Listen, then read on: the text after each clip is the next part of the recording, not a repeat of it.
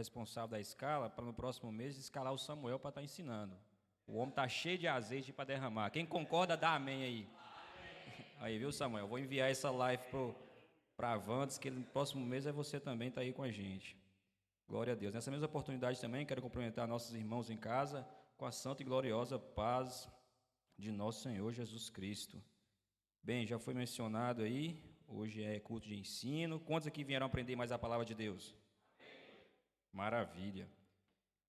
E estamos na nossa 17ª lição, né? Lição essa, já caminhando para metade aí, acredito eu, não sei exatamente a quantidade, mas acredito que seja, se não estiver na metade, já passou, está perto, né? Então, já passou, né? Já passou da metade. Então foram 17, aliás, são 16 lições poderosas aos nossos corações, né? Falando sobre a supremacia das Escrituras é o tema da nossa revista, e isso é algo que tem trago, né? Melhor dizendo, edificação para nossas vidas, amém? Então, culto de ensino, a lição de número 17, que tem como título As Histórias Falam ao Coração. A nossa leitura bíblica em classe se encontra no livro de Deuteronômio, capítulo 6, dos versos 20 ao 25, Salmos do 119 ao 105, Salmos capítulo 119, do verso 105 ao verso 108, já foi lido, vamos passar para poder ganharmos tempo. Nosso textuário se encontra em Salmos 119, verso 107, que diz o seguinte: estou aflitíssimo, vivifica-me, ó Senhor, segundo a tua palavra. O Samuel acabou falando o que eu ia falar, vocês acreditam, igreja? Ele falou tudo que eu ia falar, mas aqui é um salmo, na qual o salmista, ele intensifica o sentimento que ele estava tendo, né? Uma pessoa aflita já é complicado, mas ele fala que ele está aflitíssimo, ele intensifica aquele sentimento, mas ele sabe de algo que nós todos temos que aprender, que ele fala: vivifica-me, ó Senhor, segundo a tua palavra. E a palavra de Deus, ela tem poder para isso, porque ela é viva, ela é eficaz. Aliás, somente a palavra de Deus tem poder para pegar uma pessoa aflitíssima, uma pessoa desanimada, uma pessoa angustiada, uma pessoa preocupada e fazer com que ela fique tranquila, que ela confie, porque somente a palavra de Deus tem poder para isso. Aleluias! Verdade prática nos diz o seguinte: os livros históricos e poéticos mostram a soberania e a sabedoria divina. O relato dessas verdades produz fé e esperança em nossos corações. Iremos aprender mais acerca disso, né? Isso é a ênfase, essa verdade prática, que é sobre os livros históricos e os livros poéticos que a palavra de Deus, as Escrituras, contém, né? E no tocante a isso, iremos ver que tanto os livros históricos quanto os livros poéticos, eles têm a finalidade de produzir fé e esperança. E isso aqui é um combustível que nos motiva, que nos faz todos os dias levantar. Uma pessoa sem fé, uma pessoa sem esperança, ela entra em depressão. Só mesmo tendo fé que o amanhã será melhor, só mesmo tendo esperança que o amanhã será melhor, é que nos faz ter ânimo para levantar. E quando nós lemos a palavra de Deus, existe uma promessa acerca disso, né? Quando nós temos fé, nós cremos que um dia de amanhã será melhor, que a doença, a enfermidade, os problemas, né? Crendo na palavra do Senhor, no que a palavra do Senhor nos afirma, teremos esperança de prosseguir. Glória a Deus! Nossa introdução diz o seguinte: a Bíblia faz uso de gêneros literários para expressar a revelação divina, para contar as histórias do povo de Deus. Os livros históricos servem-se da literatura chamada de narrativa. Os livros poéticos e de sabedoria recorrem ao texto lírico, com o propósito de despertar sentimentos. Em vista disso, na lição de hoje, estudaremos as experiências e as instruções relatadas nestes livros, cuja mensagem fortalece os nossos corações. Então, de forma introdutória, como também é dito ali, a gente já aprendeu e tem aprendido que a Bíblia ela é composta de alguns gêneros literários.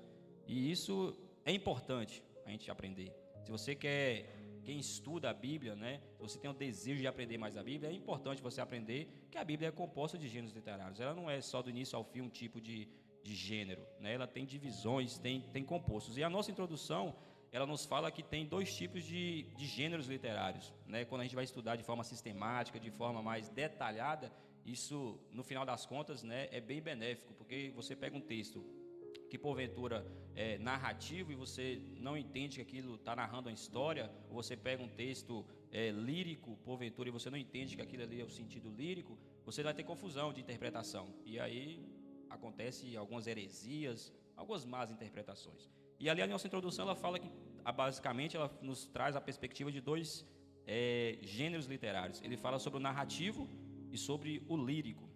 E assim, para contextualizar e melhor entendimento, o gênero, né, narrativo, ele se refere a textos que contêm, né, ou que contam histórias. Então, é um pouco fácil de se entender. Ele está narrando alguma história, porventura. Então, quando você lê, e foi mencionado aqui, né, a Bíblia é composta de muitas histórias.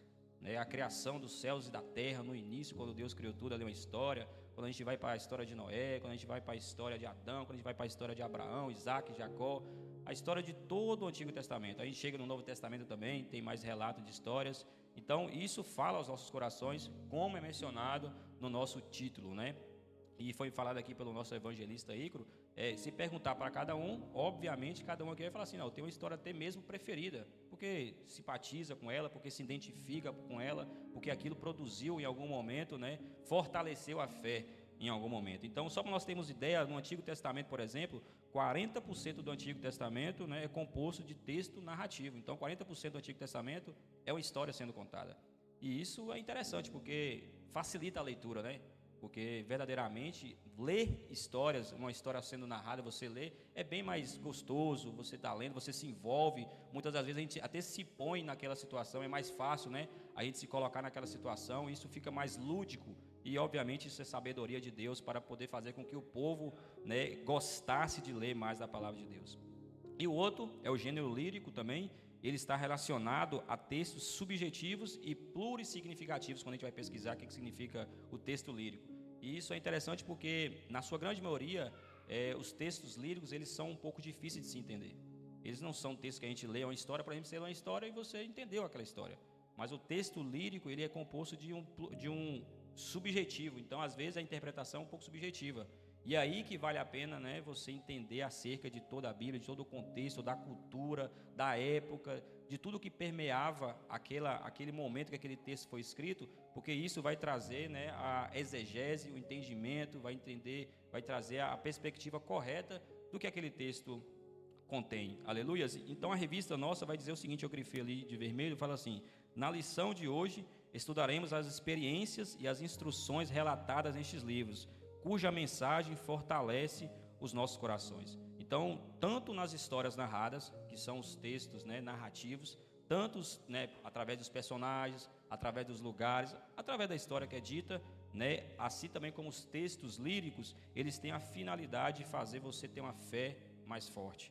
Né? Então, quando você olha para as histórias contadas, quando você olha para os personagens, e aí eu falo da vida de cada personagem, e aí eu falo das atitudes, dos erros, dos acertos, né, que eles tiveram no decorrer daquele relato ali mencionado na palavra de Deus, isso fortalece a sua fé. Por exemplo, a gente olha para a história de Abraão, né, é interessante porque a história de Abraão é algo que fortalece muito a nossa fé. Ele recebe a palavra do Senhor, sai da sua terra, do meio da sua parentela e vai para a terra que eu te mostrarei. E ele ali obedecendo em fé vai para lá. Mais à frente ele passa por todo o percurso. Chega um momento, né, ápice do Senhor testar a fé de Abraão e pede o único filho que ele tinha. E ele, né, com confiança, com fé, entrega. Então é uma história que ministra nossos corações. É uma história que fortalece a nossa fé, porque Abraão, ele permaneceu firme, ele permaneceu confiando, ele permaneceu, né, crendo que o Senhor é o Deus provedor, que o Senhor é o Deus criador dos céus e da terra, que o Senhor dá, que o Senhor toma, que o Senhor tem poder. Então, quando nós lemos para essa história, isso é só um exemplo, obviamente, que você, cada um de nós conhece a Bíblia aqui, temos pessoas aqui que são leitores vorazes, que têm prazer em ler a palavra, estamos no ano da palavra, estamos agora, acho que em Deuteronômio, se eu não me engano, acabamos de entrar, então vocês já leram aí, né, só de Gênesis aí até Deuteronômio que acabou de chegar, né, já tivemos diversos personagens, diversas histórias narradas acerca disso, né, e inclusive isso nós temos recitado também, essa atitude de ler a palavra e ela fortalecer a nossa fé. Todo dia nós recitamos aqui, né, 2 Timóteo, capítulo 3:16, que fala o quê? Toda escritura é divinamente inspirada e proveitosa, o quê? Para ensinar, para redarguir, para corrigir, para instruir em justiça. E todos esses verbos, ensinar, redarguir, corrigir, instruir, no final das contas eles estão aí para fortalecer a nossa fé. Porque quando nós somos ensinados, está fortalecendo a sua fé, a você estar sendo ensinado em algo que porventura você necessita ser ensinado. Quando você está sendo redarguido, E as outras, corrigido, instruído, todos eles têm a finalidade de te fazer uma pessoa mais forte na presença do Senhor. Glória a Deus, igreja. Avancemos. O primeiro subtópico tem o título As Histórias do Antigo Testamento. E o primeiro subtópico é os livros históricos. Eu confesso que essa lição eu tive uma certa dificuldade em poder buscar algo até mesmo a mais, porque ela está bem completa. Eu acredito que a igreja toda aqui, né, estudou a lição em casa. Então quem pôde estudar se deparou que essa revista é bem completa. Ela, só de você ler ela, você já consegue ter um bom entendimento. Então eu acabei pegando tudo que você vai ver aqui, está na revista, não desperdicei nada, aproveitei tudo. Glória a Deus. E é dito o seguinte: após a morte de Moisés, Deus chamou Josué para liderar o povo na conquista da terra prometida. As gerações seguintes, para assegurar a herança, disputaram o espaço com outras nações. Os registros dessa experiência com Deus e da posse da terra são chamados de livros históricos. São um total de 12 volumes que retratam a história de Israel desde a entrada em Canaã, cerca de 1400 a.C., até o tempo de Esdras e Neemias, cerca de 400 anos antes de Cristo, né? Desse período, Israel experimentou a providência, a proteção e o juízo divino. Esses relatos demonstram que Deus controla o curso da história. Então, o nosso primeiro subtópico é os livros históricos. E essa revista ela está vindo com muitas ênfases em alguns livros aí, principalmente falando que as histórias falam os corações. Então, vão ter muitos relatos de alguns livros. Então, sempre vai ter uma visão aqui mais ampla, mais panorâmica, porque devido ao tempo não dá para a gente aproveitar na sua totalidade, né? Mas o primeiro aqui fala sobre os livros históricos. E a nossa revista fala o seguinte: os registros dessa experiência com Deus e da posse da terra são chamados de livros históricos. São um total de 12 volumes que retratam a história de Israel desde a entrada em Canaã até o tempo de Esdras e Neemias. Então aqui nós aprendemos que existem então esses textos narrativos, né? Eles são, como eu disse, são baseados em narrações, histórias, mas a maior ênfase aqui é nesses 12 volumes que a revista nos propõe, que é o primeiro se inicia em Josué. Então, desses 12 volumes se inicia em Josué e segue até o livro de Esther. Então é Josué, Juízes, Ruth, 1 Samuel e 2 Samuel, 1 e 2 Reis, 1 e 2 Crônicas, Esdras, Neemias e Esther. E esses então são os 12 volumes que falam acerca de uma história. Todos são relatados de histórias. Quando a gente lê esses 12 volumes, a gente se depara com histórias sendo contadas, retratando a história de Israel, principalmente no início ali, né, da entrada da terra prometida, né? A gente bem sabe que após a morte de Moisés, o Senhor levanta então Josué como, né, o general ali que iria fazer então, né, a liderança daquele povo. E ali a partir de, então de Josué ali tem todo esse entendimento sendo narrado a história do povo. A revista também fala algo interessante. Nesse período, Israel experimentou a providência, a proteção e o juízo divino. Então, ainda não entramos nesses 12 volumes aí mencionados, mas eu convido a você, quando entrarmos, você começar a ler nessa perspectiva que a revista nos propõe, que eles experimentaram a providência, a proteção e o juízo. Então, todos os momentos que você lê de Josué até o livro de Esther, você vai identificar sempre essas características. É o Senhor sendo Deus de providência, é o Senhor sendo Deus de proteção e Ele exercendo, né, o juízo divino ali. Por exemplo, nós vamos no livro de Josué, fala sobre a conquista, né, da terra prometida ali, quando eles adentram ali de forma efetiva. Então a gente consegue identificar Deus sendo provedor, Deus sendo proteção e Deus ali exercendo o juízo. E em todos os decorrer dos outros livros, seja Juízes, seja Ruth, seja 1 Samuel, 2, até chegar, né, em Ruth ali, e Esther, aliás, todos eles vão relatar sempre isso. Então é uma perspectiva que te facilita o entendimento. Você vai começar a ler e vai entender, ó Deus sendo providência, ó Deus aqui sendo proteção, ó Deus exercendo juízo, né? Foi uma das coisas que o Senhor mais teve ali, infelizmente, foi exercendo juízo, porque o povo era um povo bem obstinado, bem pecador naquela altura, né? Então, na finalidade, nós entendemos que todas essas histórias vão falar aos nossos corações, porque isso é para trazer para a gente um entendimento de conserto, de correção, de exortação, né, de saber que o nosso Senhor, Ele é um Deus que provê, Ele é um Deus que cuida, que zela, Ele é um Deus que supre as nossas necessidades, mas Ele também é um Deus também que exerce justiça, que exerce juízo quando se faz necessário. Aleluias! As histórias dos juízes, né? Agora vamos um pouco mais com a visão, mais uma microvisão. Lá falamos de forma mais contextual, sabendo que os 12 volumes, e dentro desses 12 volumes das histórias do Antigo Testamento, se inicia então a história dos juízes. Eu quero convidar a igreja a estar me auxiliando no 1, 2, 3.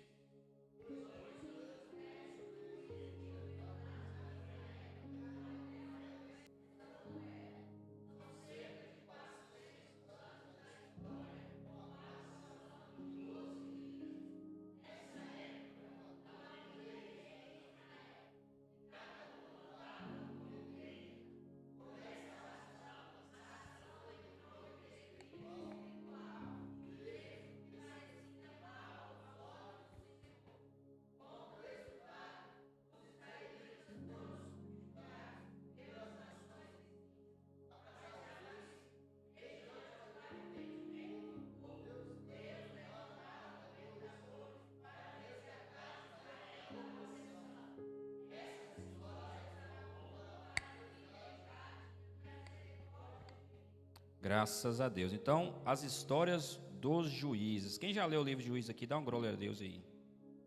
Amém. Então, a gente, quando se entra, né, se depara com a história dos juízes, né, o livro de Juízes, que é retratado com maior ênfase nessa esse momento, a gente entende ali que depois da morte, né, de Josué, o então líder, né, na atualidade, naquele momento ali de Israel, do povo, dos povo hebreu, o povo ficou sem um representante oficialmente, né? Então a revista vai falar o seguinte: depois de Josué, os juízes governaram Israel até ao profeta Samuel.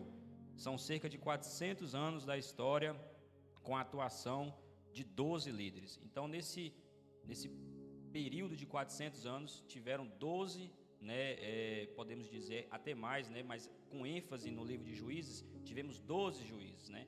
Porventura, mais à frente, a gente vai ver no livro de Samuel, que ali teve Eli também, que foi um representante, um juiz, e também teve Samuel. Mas no livro de Juízes vamos reconhecer e aprender, né, sobre a vida, vamos ter a identificação ali de 12 juízes ali são mencionados, né? E eu gostaria de estar lendo alguns textos aqui para ficar um melhor entendimento acerca desse período, né? No início, então, quando Josué ele vem, né, a morrer, e aí aquele povo fica sem um líder, sem um juiz, sem alguém para governar. No início, né, o povo ainda ele permanecia obediente, porque a geração que andava com Josué, a geração que conhecia a palavra, a geração que porventura, né, sabia dos preceitos, das doutrinas, né, do que a palavra de Deus falava, fazia com que aquela geração permanecesse ainda debaixo da obediência da palavra do Senhor. Então em Juízes capítulo 2, verso 7 diz o seguinte: o povo prestou culto ao Senhor durante toda a vida de Josué e dos líderes que sobreviveram a Josué e que tinham visto todos os grandes feitos do que o Senhor em favor de Israel. Então Josué descreve que após a morte de Josué, o povo ainda permaneceu obediente, porque existia então uma geração, existia ainda aqueles líderes que caminhavam juntamente com Josué, debaixo da palavra que o Senhor tinha deixado outrora para ele. Mas, com o passar do tempo, infelizmente, né, o povo começou a desobedecer ao Senhor, e aí, então, surge a oportunidade de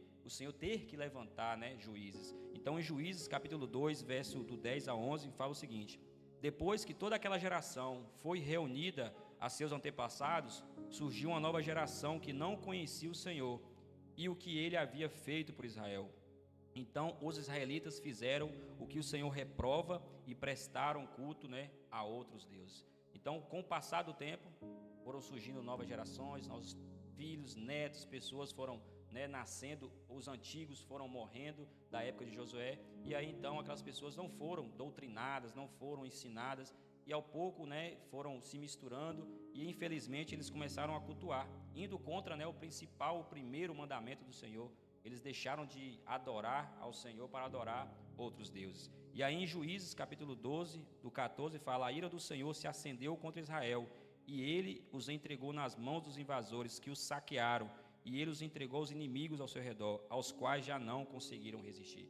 Isso aqui é consequência, né, da desobediência, isso aqui é consequência deles terem deixado de servir, de obedecer ao Senhor, de se esquecer do Senhor. E para finalizar, em Juízes 2,16 fala: então o Senhor levantou juízes que os libertaram das mãos daqueles que o atacavam. Então aqui é a menção do início, né, do ministério dos juízes, de como isso teve que acontecer. Foi depois de um ato de esquecimento, foi depois de um ato de desobediência, foi depois de um ato de não se lembrar do Deus que libertou aquele povo, as gerações antepassadas. E eu queria abrir aqui uma observação, né, que nós temos, igreja, que ensinar as nossas gerações acerca das doutrinas, acerca da palavra do Senhor. Isso é de extrema importância, porque muitas vezes a gente fala assim: ah, Gabriel, mas não, acho que nem assim, está exagerando. Não, a palavra do Senhor fala isso. A próxima geração que veio da de Josué, eles esqueceram, eles não sabiam da palavra, o que o Senhor, o Deus de Israel, tinha feito por eles. E aí eles começaram então a adorar outros deuses. Então isso é de extrema importância nós ensinarmos. E graças a Deus, recentemente eu vi aí a postagem aí falando que aqui tem uma teologia, infantil. Igrejas, nós, os pais, porventura, nós não temos a dimensão do poder que é isso. A gente não tem a dimensão de quão extraordinário foi isso. Porque a gente talvez está investindo, talvez não, eu creio que a gente está investindo nos futuros, que vão ser os Billy Grahams da vida, que vão ser os John Wesleys da vida, que vão ser os futuros apóstolos da vida aí, pessoas que vão verdadeiramente, hoje são crianças, a gente olha brincando, fala de palavras erradas, mas o evangelho sendo ministrado, aquela semente, porque nós temos que entender o valor da semente. Certa feita eu ouvi algo falando sobre o valor da semente. A gente pensa que a semente ela vai dar só um fruto, mas é engano. A semente ela tem poder para dar uma floresta, ela tem poder para multiplicar demais. Então, investindo numa criança, semeando na vida de uma criança a teologia, o ensino da palavra de Deus, essa geração ela pode fazer uma grande diferença no reino de Deus aqui. Aleluias. Lá em Provérbios, por exemplo, é dito, Provérbios 22:6, instrui o menino no caminho que deve andar, até quando envelhecer ele não se desviará. Aleluia. Então, isso é de extrema importância, a gente investir na nossa geração. Então, eu agora, eu falo isso com propriedade, me tornei pai, estou aprendendo a ser pai, e um dos desejos do meu coração é isso, é investir na vida da minha filha para ela aprender. Eu quero muito bem que ela se torne um advogado, uma médica, uma dentista, alguém que vai influenciar, que vai ter relevância aí na sociedade. Mas antes dela se tornar essa profissional, que ela se torne uma crente no Senhor Jesus. E que ela possa ser cheia da presença, do entendimento, do amor na palavra do Senhor, e se torne uma geração, porque melhor do que, porventura, eu falando da minha filha, do que ela se tornar alguma pessoa que precisa de um juiz, de um libertador, porque ela está perdida, ela se tornar o juiz e ela ser a provisão de Deus para libertar tantos e quantos aí se faz necessário. Aleluias. Então, no decorrer disso, então, como eu mencionei, são 12 juízes, sendo eles, Otoniel, Eude, Sagar, Débora, Gideão, Tolá, Jair, Jefte, Ebizá, Elon, Abidom e Sansão. E muitos nomes aqui, são 12 nomes, são 12 menções, e alguns conhecidos, outros nem tantos, Alguns aqui são muito conhecidos, como Sansão, como a Débora, Gideão, Jefte, inclusive outros foram mencionados no Novo Testamento. Quando a gente está lá na Galeria dos Heróis da Fé, depois do escritor de Hebreus 11 vir mencionar diversas pessoas que são dignas, de ser mencionadas ali porque exerceram a fé com excelência, ele fala lá em Hebreus capítulo 11, 32, que mais direi? Não tenho tempo para falar de Gideão, de Baraque, de Sansão, do Jefte, de Davi, Samuel, dos profetas. E aqui faz menção de, por acaso, 4 juízes desse período dos juízes. E eu fui buscar entender um pouco sobre esses 4 que foram mencionados aqui. Eles têm algo em comum. Obviamente, eles são falados mais, a teologia, inclusive, ele divide os juízes entre juízes maiores e juízes menores, porque uns tiveram mais ênfase e outros nem tanto. Tem juízes lá que você vai ver que só tem 2 versículos ou um versículo falando sobre a vida deles. Mas todos esses que foram mencionados aqui, por exemplo, no livro de Hebreus, a característica comum entre eles é que eles foram cheios do Espírito Santo, que eles deram oportunidade para o Espírito Santo usar eles. Quando a gente vai para Otoniel, por exemplo, no início fala: o Espírito do Senhor veio sobre ele. Quando a gente vai para Gideão, fala: então o anjo do Senhor apareceu a Gideão e lhe disse: o Senhor está com você, poderoso guerreiro. Quando a gente vai para Juízes 11, 29, sobre Jefte, fala: então o Espírito do Senhor se apossou de Jefte. Quando a gente vai para Juízes 13, 24 e 25, sobre Sansão, fala: e o Espírito do Senhor começou a agir nele. Então essa é a grande ênfase, esse é o grande segredo, é dar oportunidade para o Espírito. Você não tem noção de quando você dá oportunidade para o Espírito ter total liberdade para comandar, para elevar você, para guiar os seus passos. Você pode se tornar uma pessoa digna de estar na galeria dos heróis da fé. Aleluias, graças a Deus. Então, olhando para essas histórias dos juízes, né, nós vemos e entendemos que fala aos nossos corações. E isso é fruto do Espírito Santo. É o Espírito Santo total que ministrou a vida desses juízes. E você tem total disponibilidade, né? Basta você dar oportunidade para o Espírito Santo. Basta você saber, né, a relevância que isso pode causar na vida de você, que dá brecha, que dá oportunidade para o Espírito Santo comandar, e você se tornará uma pessoa libertadora. Você olha, isso era um juiz que foi levantado, mas você pode ser um juiz para ser levantado lá no seu trabalho. Você pode ser um juiz para ser levantado lá na sua vizinhança, lá na sua comunidade, na sua família. Uma pessoa que vai ser boca de Deus lá. Aleluia! O terceiro subtópico, as histórias dos reis. A igreja também está me auxiliando, por favor, no 1, 2, 3.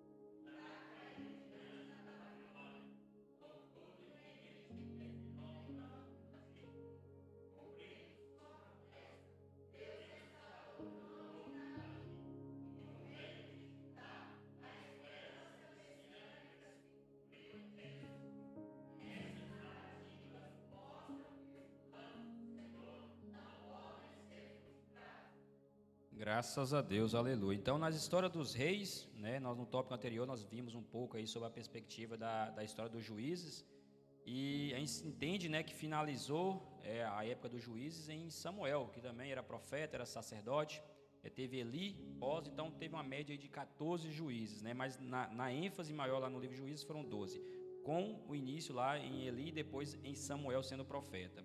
E aí então se inicia em Samuel, 1 Samuel, a história então dos reis, né? E a gente entende que talvez porventura no livro de Juízes, né, ali é um entendimento, é um preparamento para chegar a esse então época da monarquia. A gente conhece isso como monarquia.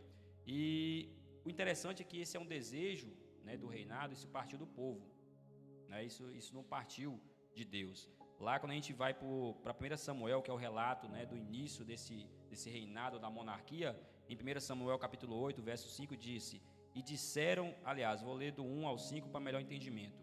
1 Samuel 8, do 1 ao 5 diz: quando envelheceu, Samuel nomeou seus filhos como líderes de Israel. Seu filho mais velho chamava-se Joel, o segundo Abiás. Eles eram líderes em Beceba, mas os filhos deles não andaram em seus caminhos. Eles se tornaram gananciosos, aceitavam suborno e pervertiam a justiça. Por isso, todas as autoridades de Israel reuniram-se e foram falar com Samuel em Ramá. Verso 5: e disseram-lhe: tu já estás idoso e teus filhos os teus filhos não andam em teus caminhos. Escolhe agora um rei para que nos lidere à semelhança de outras nações.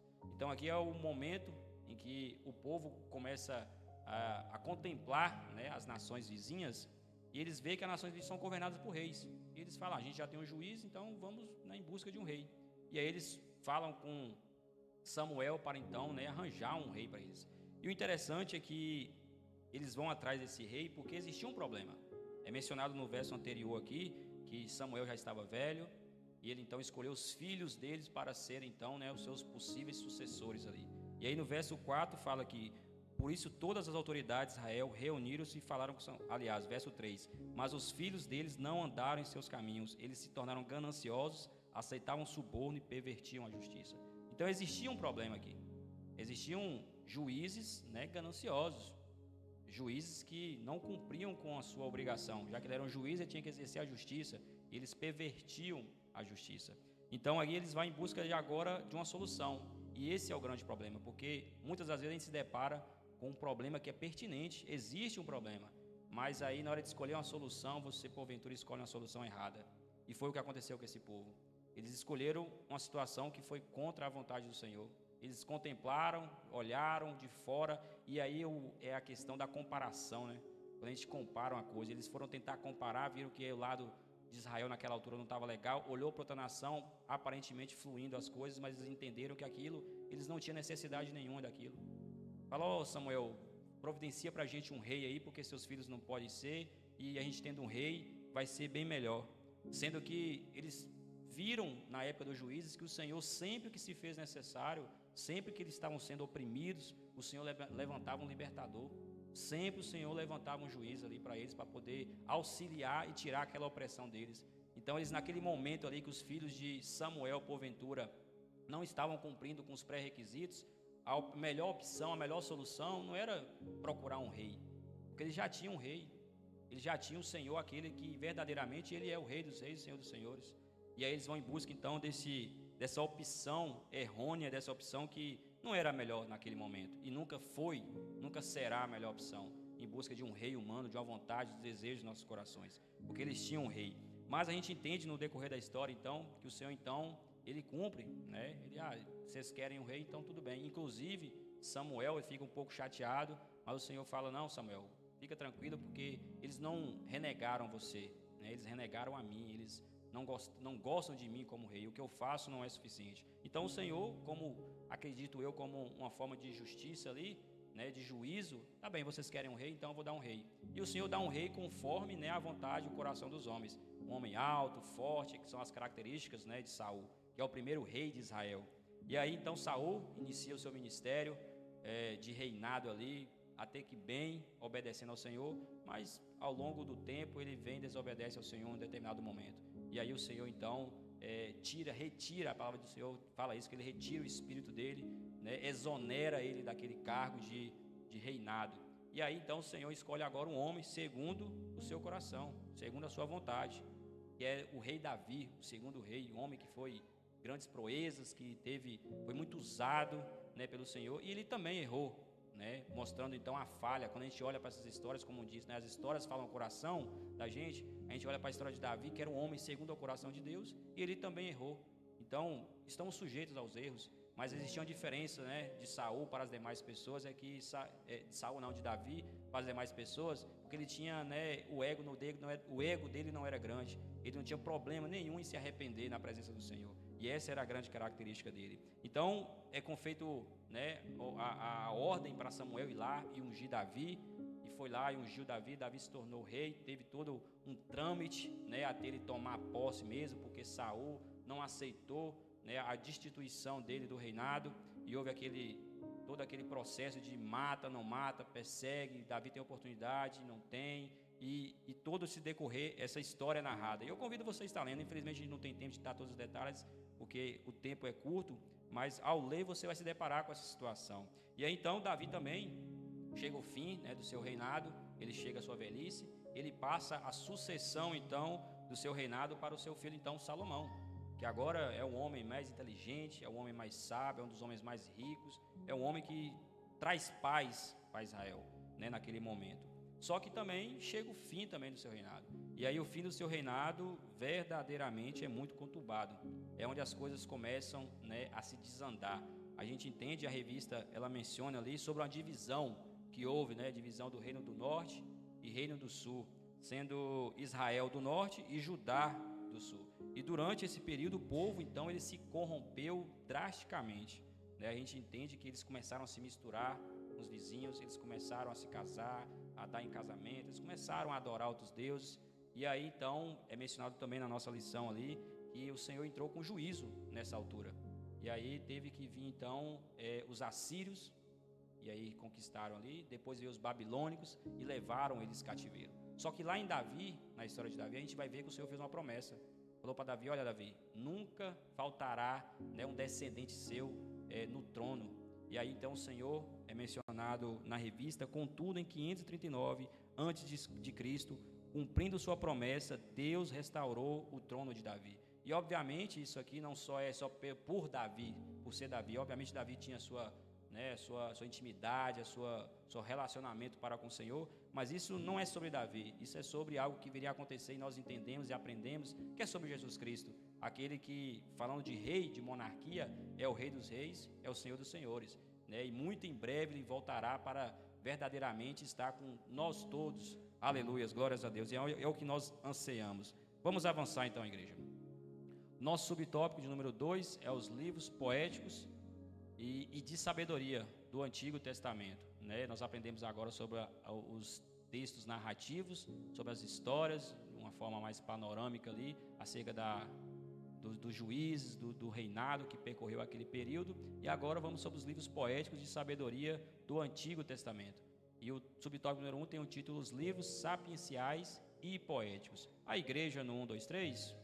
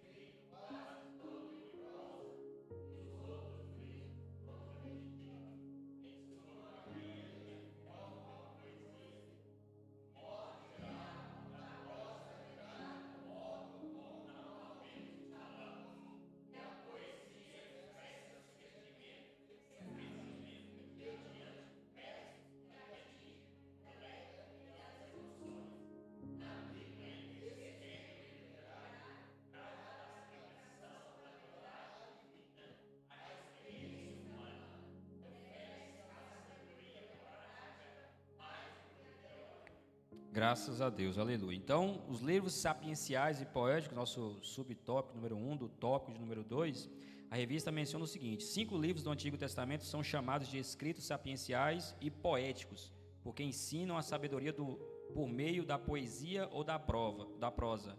São eles Jó, Salmos, Provérbios, Eclesiastes e Cantares, né, de Salomão. Então, são os 5 livros, né, que têm essa característica, né, poética, e como eu mencionei, o gênero lírico, né? E eu mencionei também no início que são livros que, na sua grande maioria, eles têm uma certa dificuldade de entendimento. Quando a gente se depara com o livro de Jó, muitas vezes a pessoa fica confusa. Uma pessoa que se depara a primeira vez com o livro de Jó, pensa que talvez Jó está reclamando, Jó está murmurando, Jó está tendo uma discussão ali com Deus em algum momento. Quando a gente vai para os livros de Eclesiastes, Cantares de Salomão, muitas vezes a gente não consegue ter entendimento, porque eles são livros que exercem muita sabedoria, e de forma banal, de forma leigazinha ali, de forma simples, eles têm uma certa dificuldade. Inclusive, a palavra sapiencial, que é tida como no título ali, os livros sapienciais, ela tem um significado de um conhecimento mais profundo, de um conhecimento, de uma intimidade, né? Algo bem mais profundo, não é algo raso, não é algo superficial, é algo mais intenso, é algo mais profundo, é algo mais né, um pouco maior, né, a intimidade que se tem. E aí, quando a gente olha para todos esses livros aqui, esses 5 livros, Jó, a gente se depara com esse tipo de atitude. São livros que o entendimento ali de Jó, a intimidade de Jó, o relacionamento de Jó ali para com Deus, pela confiança que a gente vê que ele tem, é algo muito profundo. É algo que muitos de nós talvez não conseguiria passar o que Jó passou. Quando a gente vai para o livro de Salmos também, a gente vê ali os Salmos de Davi, por exemplo, é algo muito profundo, é algo de muita intimidade. Quando a gente vai para Provérbios também, são, né, conselhos, são ensinos ali também que tem uma profundidade, não é coisa simples. E assim também em Eclesiastes, em Cantares de Salomão também, são coisas de muita intimidade, né? Se puder resumir, Cantares é um dos livros mais íntimos também que se tem. E isso é o entendimento do sapiencial. Então a revista revela os 5 livros que contêm essa característica sapiencial, né? E esses 5 livros de profundo conhecimento, de profunda intimidade, como eu tenho falado aqui, ele nos revela algo que nós temos que buscar, né, ter esse tipo de característica, essa profundidade, essa intimidade com as coisas do Senhor, né? E ele revela, quando a gente lê esses livros, a supremacia de Deus, que a gente entende quando a gente lê esses livros, e eu convido a você a ler nessa perspectiva de ler buscando entender a supremacia de Deus, buscando entender que Deus ele é superior a tudo e a todos. Porque o objetivo desses 5 livros é isso, é revelar a supremacia. Eu separei alguns versículos aqui de cada um para a gente poder ter um entendimento. Em Jó, por exemplo, 38, 3, 4, é um momento em que está tendo uma conversa, um diálogo entre Jó e Deus. E aí Deus fala o seguinte para Jó: prepare-se como simples homem, vou fazer perguntas a você, e você me responderá. Onde você estava quando lancei os alicerces da terra? Responda-me se você sabe tanto. Então, nesse momento aqui, nesse diálogo aqui, né, o Senhor conversando com Jó, é um momento de muita intimidade. Primeiramente, é o Senhor conversando com Jó. Revela muita intimidade, que quantos de nós já conversaram ali, né, e ouviram a voz do Senhor, e que Deus falando com Jó. E o interessante é porque Jó não era um Heres mortal, simplesmente. Jó era um homem íntegro, justo, é o que a palavra fala. E aí o Senhor olha para aquilo e fala: onde você estava quando eu lancei os alicerces da terra? Porque outras pessoas no lugar, né, diante de Jó, talvez falaria: não, o cara é justo, Satanás não tinha nenhuma acusação contra ele ali, ele era íntegro, era justo, era um cara honesto, era um cara que adorava, que exaltava, que cumpria com os preceitos, com os mandamentos, obedecia ao Senhor. E aí Deus vem e fala isso com Jó. Por quê? Mas Jó faz questão de identificar isso no livro de Jó para revelar a soberania, a supremacia, entendendo que por mais que Jó era uma pessoa digna de nós olharmos para a história e nos inspirarmos naquilo, mas diante de Deus, ele é somente a criação. E Deus é o Criador. Diante de Deus, ele só é um pó. Diante de Deus, ele não representa nada muito significante, porque Deus verdadeiramente, ele é o soberano. Ele tem a supremacia, ele é o maior, ele é o superior a tudo e a todos. Quando a gente vai para Salmos também, obviamente Salmos tem diversos textos que a gente pode ver, né, a supremacia de Deus, revelando que Deus é superior a tudo e a todos, mas eu separei Salmo 147, verso 5, que diz: grande é o nosso soberano e tremendo é o seu poder, é impossível medir o seu entendimento. O interessante desse texto é porque ele sempre aumenta a característica que vai falar acerca de Deus. Ele fala: grande é o nosso soberano. Algo soberano já é muito grande, mas ele fala: grande é o nosso soberano. Aí ele também fala: tremendo é o seu poder. Uma pessoa já tem poder, mas não é um poder qualquer, é tremendo o poder dele. Aí ele finaliza: é impossível medir o seu entendimento. Revela que ele tem um entendimento, mas é impossível medir. Ele sempre intensifica, e isso revela que o nosso Deus, ele é supremo. Ele é superior a tudo e a todos. Não existe ninguém soberano quanto Deus, não existe nenhum poder mais tremendo que o nosso Deus, e não existe entendimento, né, maior do que o do nosso Deus. Quando vamos para Provérbios 1,7, é um texto muito conhecido, que o temor do Senhor é o princípio do conhecimento.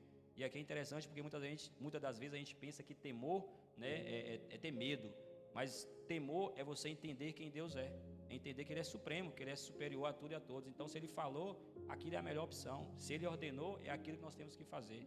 Isso é o temor é o princípio do conhecimento. Aleluias. Quando vamos para Eclesiastes, também fala, né, no início lá, que tudo é vaidade. Isso, Salomão, o escritor de Eclesiastes, depois de desfrutar, né, podemos dizer que Salomão é o upgrade aí de Jó. Ele tem tudo, sabe de tudo, podia tudo, mas no final ali ele fala que tudo é vaidade, que tudo é efêmero, que tudo é poupa, que tudo é vento, que tudo passa. Então ele também está revelando que o nosso Deus é superior, porque somente nele nós temos contentamento.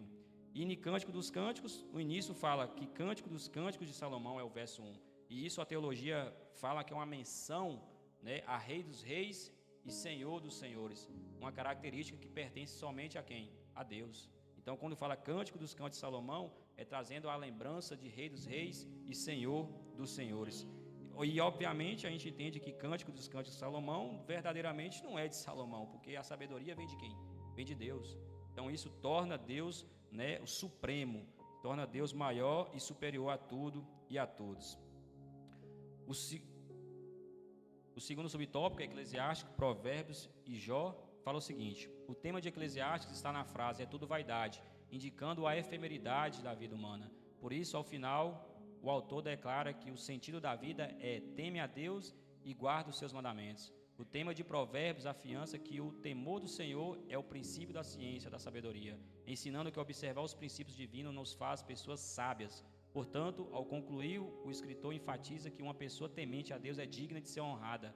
O tema de Jó é o conhecimento, é o sofrimento, mostrando que a dor não é racional e que é preciso sempre confiar no Senhor. Então, de acordo com nossa lição, Eclesiastes é mencionado ali, fala que o tema de Eclesiastes está na frase: é tudo vaidade, indicando a efemeridade da vida humana. E foi o que eu mencionei, né, que quando se torna efêmero, e isso é uma afirmação acerca de Eclesiastes, nos ensina que nada está no nosso controle, igreja. Às vezes a gente pensa, né, que as coisas estão no nosso controle, a gente pensa que está na força do nosso braço, nosso entendimento, etc. Mas isso revela que nada está no nosso controle. Hoje estamos aqui, agora estamos aqui, mas daqui 2 minutos nós não sabemos onde nós vamos estar, como vamos estar. Aleluia. Então, nada está no nosso controle, tudo é efêmero, né? Tudo é vaidade. Aleluia. E em Provérbios fala, o tema de Provérbios afiança que o temor do Senhor é o princípio da sabedoria, ensinando que observar os princípios divinos nos faz pessoas sábias. Então, muitas pessoas definem Provérbios como um livro de bons conselhos. E aí, obviamente, a gente vai se deparar com os conselhos bons mesmo. Só que nós temos que entender que bons conselhos a gente acha em diversos outros livros. Na palavra de Deus, né, é revelado, o Senhor, né, aliás, nos convida, né, a aprender a verdadeira sabedoria. Porque ali não são só bons conselhos. Bons conselhos nos arranjam em qualquer livro. Mas quando nós estamos diante da palavra de Deus, nós temos que entender que a palavra de Deus, ela tem não conselhos, ela tem a verdadeira sabedoria. Quando é dito ali para nós ensinar os nossos filhos, porventura, a caminhar nos caminhos do Senhor desde pequeno, aquilo ali não são só bons conselhos. Aquilo ali está definindo vida eterna, né, seja na morte, seja na vida. Quando nós estamos criando nossos filhos nisso, quando nós nos deparamos com outros textos falando aquilo ali, não são somente bons conselhos. É a palavra do Senhor que é viva, que é eficaz, que tem poder de transformar vidas. Qual outro livro aí que vai no mundo você colocar na mão de uma pessoa e vai transformar a vida? Agora, quantos e quantos relatos aqui tem, cada um de nós aqui foi transformado através da palavra de Deus. Talvez não foi lendo, talvez foi ouvindo, mas somente a palavra de Deus te transformou. Então ela tem poder para isso, aleluia. Então não são bons conselhos, é a sabedoria em plena, é eficaz, é o ápice da sabedoria, está na palavra de Deus. E em Jó fala que o tema de Jó é o sofrimento mostrado que a dor não é racional e que é preciso sempre confiar no Senhor. Então Jó não é sobre questionar, não é sobre duvidar, mas Jó é sobre, né, confiar plenamente que o Senhor, Ele sempre vai ser com a gente. Para finalizarmos, Salmos e Cantares de Salomão fala, Salmos em hebraico significa louvor e sinaliza que a mensagem principal do livro é louvor, oração e adoração. Também é um livro de instrução porque nos mostra como servir ao Senhor. E ainda fala profeticamente acerca do Messias. Nesses aspectos, considera-se como verso-chave o Salmo 29:2. Dai ao Senhor glória devido ao seu nome, adorai ao Senhor na beleza da sua santidade. O livro de Cantares ilustra o compromisso, a intimidade e o amor que deve existir no casamento. Refere-se ao plano original de Deus acerca do relacionamento conjugal. O versículo-chave sintetiza o ideal da fidelidade entre os maridos entre o marido e a sua mulher. Eu sou do meu amado e o meu amado é meu. Então, sobre Eclesiastes, né, o tema de Eclesiastes está na frase, aliás. Sobre Salmos, fala, Salmos em hebraico significa louvor e sinaliza que a mensagem principal do livro é louvor, oração e adoração. Então, Salmos, um dos benefícios de Salmos é nos ensinar a orar. Inclusive, até uma recomendação, né? Porque muitas das vezes a gente dobra o joelho e vai orar ao Senhor e ali dá 15, 20 minutos, a gente se calhar já orou tudo que a gente tinha que orar. E aí, quando a gente vai para Salmos, é um dos motivos deles, porque ele nos ensina a orar. E o interessante é que aqui fala que Salmos, em hebraico, significa louvor e sinaliza que a mensagem principal do livro é louvor, oração e adoração. Então, quando nós lemos, nós aprendemos a louvar, nós aprendemos a orar e nós aprendemos a adorar o Senhor. O interessante é que, se a gente for ver nossas orações, por exemplo, eu falo até mesmo por mim, a gente sabe pedir. A gente dobra o nosso joelho, ô Senhor, faz isso, cura fulano, liberta fulano, abençoa o ministério, etc. A gente também sabe agradecer, né? Eu agradeço por isso, por aquilo, mas quantos de nós passamos tempo mesmo adorando ao Senhor e louvando ao Senhor na beleza da santidade dele? Porque é o que é recomendado ali ao Salmo, ó. Dai ao Senhor a glória devida ao seu nome, adorai ao Senhor na beleza da sua santidade. É dedicar tempo falando palavras para o Senhor, exaltando ao Senhor, glorificando ao Senhor. Dedicar tempo, e Salmos vai produzir isso na gente. A beleza de Salmos é isso, é as palavras belas acerca das características, né, que Deus tem. E aí você começa a exaltar e vai vendo a beleza e vai enxergando, né, a grandiosidade dele. E não somente dobrar nossos joelhos e pedir ao Senhor, não somente agradecer, isso não é errado, mas que nós possamos verdadeiramente também exaltar a beleza da santidade, né, da presença do nosso Senhor sobre nossas vidas. E para finalizar, Cântico dos Cânticos fala o seguinte, o versículo-chave sintetiza o ideal da fidelidade entre o marido e a sua mulher. Eu sou do meu amado e o meu amado é meu.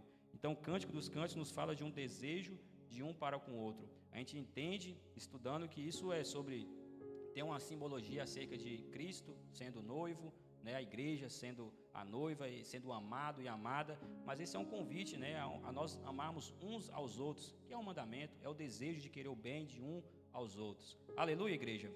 Então, próxima lição, lição de número 18, uma mensagem ao coração. E eu agradeço a minha oportunidade, já passamos do tempo ali, peço perdão pelos irmãos, mas que essa palavra possa fazer sentido no seu coração, que você possa sair daqui edificado, transformado, né, diferente da forma que vocês entraram. Eu agradeço a minha oportunidade, em nome de Jesus.